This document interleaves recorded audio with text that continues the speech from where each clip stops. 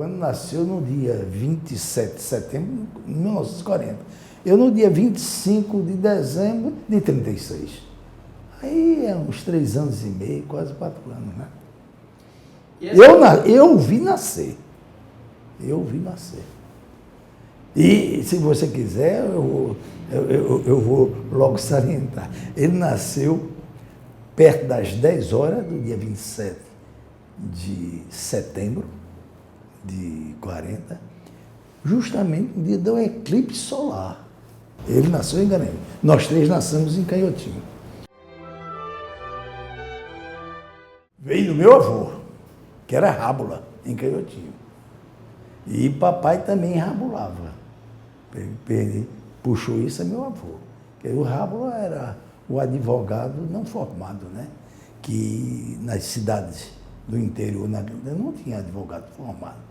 Então, pelo seu muito saber jurídico, e vovô lia tudo que aparecia nas mãos, e o juiz nomeava para defender. Falava bem. Entrei na faculdade, eu me formei em 61. O Urbano formou-se em 64. Quando eu estava no 3º ano de Direito, o Urbano estava ingressando na faculdade, no 1º ano, né? Então, essa foi a minha experiência, eu fui passando para ele, mas ele que, quando chegou a um certo ponto, aí eu disse: Urbano, você tem o nome de papai, você carrega o nome, eu acho que você vai trabalhar em Garanhuns com o papai. Eu disse: vou nada. Eu disse: como assim? Eu vou ser um profissional de direito. Papai ainda tem mentalidade de rábula, de canhotinho, no aspecto econômico e financeiro. Ele não sabe cobrar. Então essa missão fica para você. Sim, mas papai não tem filho, só tem filho. Erache já sai no Rio. Nós 2 aqui. Nós 2 temos que ficar com papai e mamãe em Garanhuns. Essa missão é sua. Então, eu cumpri essa missão de ir para Garanhuns formado, ficar com o papai trabalhando lá. Por isso que ainda hoje, Urbano Neto, disse: sou o único remanescente da advocacia aqui do escritório, sou eu. Isso mais ou menos no 2º ano de Direito. O Urbano estava no DAJA, Departamento Acadêmico Jurídico Assistencial, DAJA. E Boris chegou lá, naquela pressa bem, mais ou menos às 10, 11 horas do dia, dizendo: eu preciso de uma pessoa aqui que vai fazer júri comigo. E agora, hoje, lá na comarca tal, e a gente vai sair agora, depois do almoço, que vai começar o júri às 2 horas da tarde. E só tinha Urbano. Urbano, você vai comigo? Urbano, mas... Não, você vai lendo o processo durante a viagem, e lá você pode dizer as suas heresias que eu conserto depois. Olha, saiu tão bem que depois desse júri, Boris não se apartou mais de Urbano. Depois, por circunstância mesmo da vida, um foi para um lado e o outro foi para o outro. Mas ambos ainda cultivavam, como toda a família, grande amizade.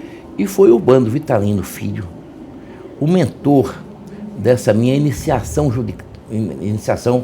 de advocacia. Porque, como solicitador, eu tinha a necessidade de dispor de um profissional qualificado que pudesse legitimar a minha atuação forense. Ele era procurador no início da década de 70, ele entrou na Procuradoria do Recife e assumiu a Secretaria de Assuntos Jurídicos do município do Recife. Foi quando criou o Instituto Brasileiro de Direito Municipal, um instituto que durou quase 40 anos. E ele foi presidente desse instituto várias vezes. Foi através desse instituto onde ele conheceu a maior parte dos grandes amigos pessoais dele na vida profissional, né? Muitos professores, né, que eram palestrantes, que ele convidava para as palestras, vários ministros do Supremo, alguns que viraram ministros do Supremo depois, né, desse relacionamento. De maneira que ele dedicou muito parte da sua vida ao Instituto Brasileiro de Direito Municipal. Depois ele fez concurso, né, para a Procuradoria do Estado e virou procurador do Estado, professor na Universidade Federal de Pernambuco, na cadeira de Direito. Tinha uma atividade forte na igreja, como presbítero. Quando ele assumiu a Secretaria de Assuntos Jurídicos, ele não podia advogar. Estava impedido de advogar. Papai veio de Garanhuns e tomou conta do escritório de Urbano, até que ele se desvencilhasse dessa Secretaria de Assuntos Jurídicos. Eu não lembro do meu pai sem estar envolvido com ordem, porque eu nasci, ele já era conselheiro da Ordem dos Advogados do Brasil. E ele faleceu, né, envolvido com a OAB. Então, a vida dele e a vida da OAB andam de forma paralela, conjunta. Praticamente, desde que ele se formou, ele participou das eleições e praticamente nunca saiu, não é, de dentro da ordem. Foi durante décadas conselheiro estadual e conselheiro federal da ordem, tendo chegado a ser inclusive vice-presidente nacional, criador da Comissão de Relações Internacionais da OAB. Ele tinha essa ligação muito forte com o exterior, com viagens, né? De maneira que papai não negava um convite para participar de alguma atividade, né? E eu muitas vezes me questionava como é que ele achava tempo, porque ele não entrava em nada para não fazer bem feito. Na condição de conselheiro federal, que foi quando eu convivi mais com ele, ele presidiu e foi o primeiro presidente da Comissão de Relações Internacionais da Ordem. Então, ele representou a Ordem fora do Brasil e no Brasil em muitas situações. Foi condecorado, inclusive, com comendas emitidas e expedidas e certificadas por várias entidades internacionais de advogados. Eu destaco aí a UIBA, União Ibero-Americana de Advogados, o Bureau d'Europe, que é uma entidade também de advocacia da Europa, e a American Bar Association, que era uma entidade internacional também mais fincada nos Estados Unidos da América. Ele é comendador pelo menos por essas três entidades. O período da doença de papai foi muito rápido e muito intenso, como tudo na vida dele. Um determinado dia, logo após um final de semana prolongado, eu acho, feriado de São João, onde ele passou reunido com a família em Gravatar, que era uma casa que ele tinha e que a família continua tendo, e ele passou ali reunido com a família, com todos os netos, os filhos, os genros, os irmãos, e foi meio que a despedida dele, efetivamente. Aquele era o local que ele mais amava. Estávamos lá em Gravatar, depois de estar tomando um banho de sauna, eu e ele, sozinho. Ele entrou, olhou para mim e disse: Hilton, meu irmão, nós somos felizes, porque nossas famílias estão todas bem encaminhadas, esposa, filhos.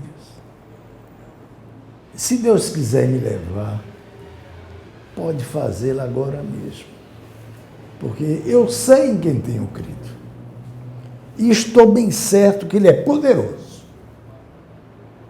para guardar meu tesouro até o dia final. Eu olhei para ele e disse: que é isso, rapaz?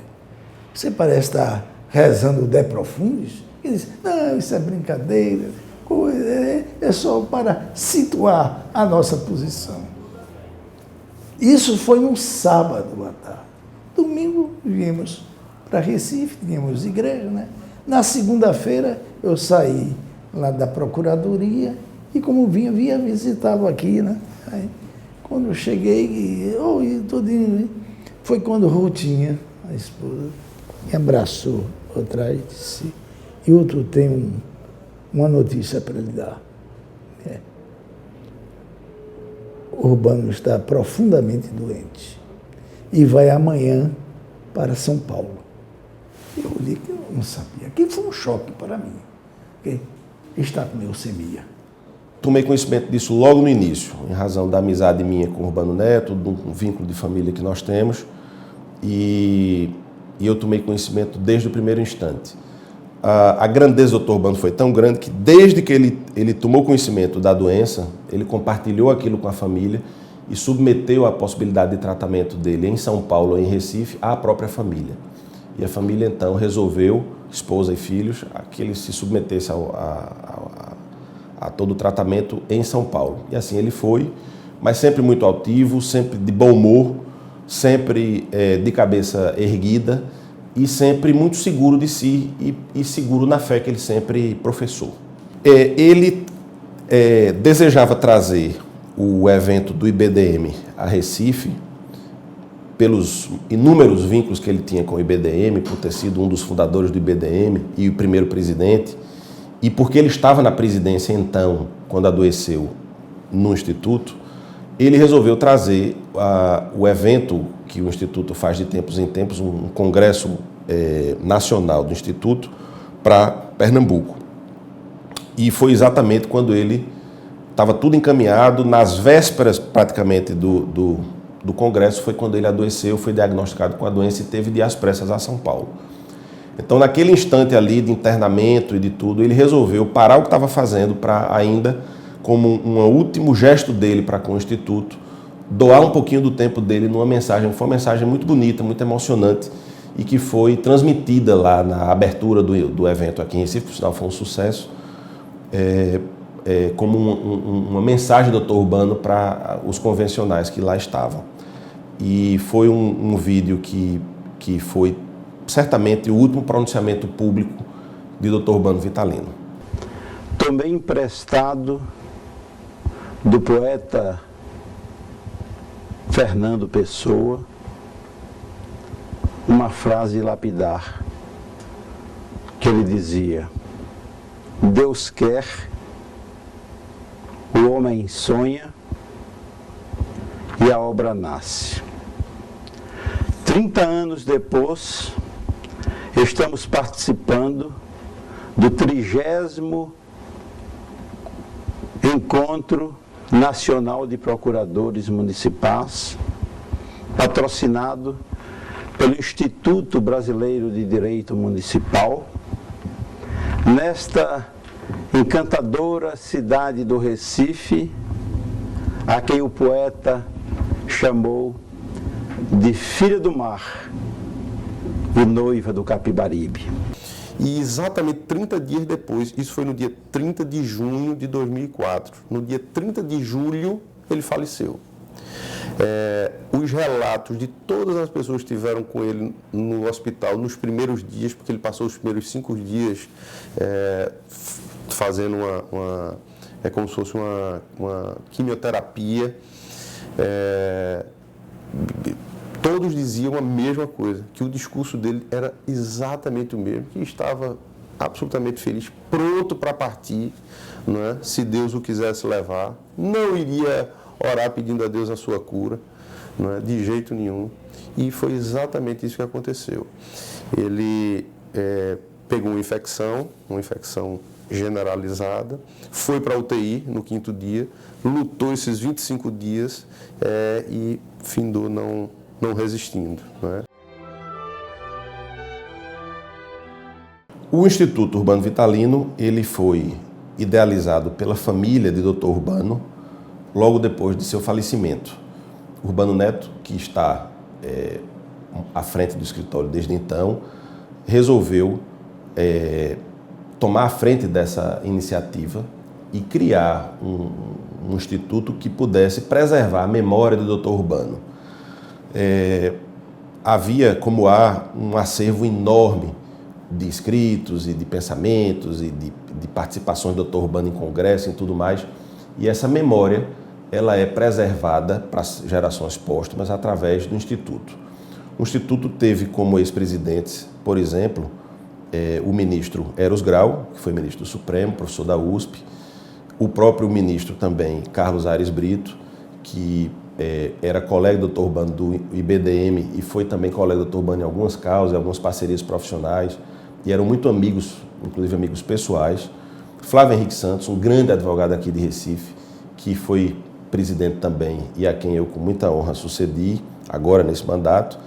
E a ideia do Instituto é exatamente a de, através da preservação da memória do Dr. Urbano, a preservação da memória desse acervo que o Dr. Urbano deixou para o direito, o Instituto poder ter mais inserção na vida social, institucional do país.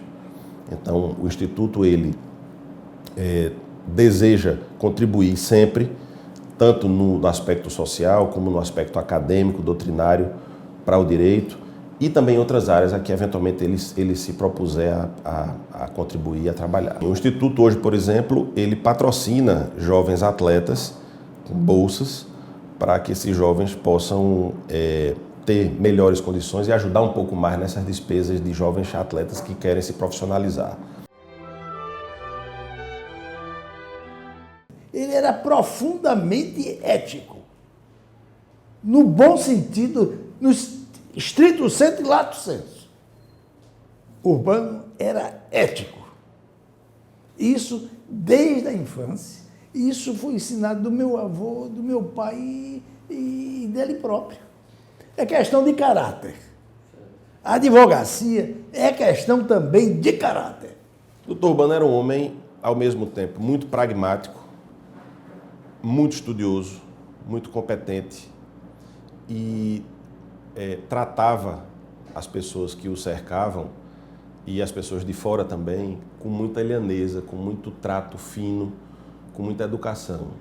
E isso era uma das marcas mais próximas que a gente pode dizer dessa relação minha com o Dr. Urbano. Era um homem educado, fino, competente e de muita dignidade, né, em tudo que ele se propunha a fazer, em tudo que ele realizava. Ele impunha uma marca de dignidade muito grande. Um dos vários legados que o Urbano Vitalino coloca para as futuras gerações, não apenas foi a sua fidalguia no trato, a forma como, com muita ternura e com muita afetividade, ele conduzia as relações de vida, não apenas profissionalmente, mas com os amigos. Esse legado passa também exatamente por um compromisso ético que ele teve com a advocacia. Os valores que ele deixou aqui no escritório permanecem intactos, inalterados. Principalmente o valor da ética e da qualidade.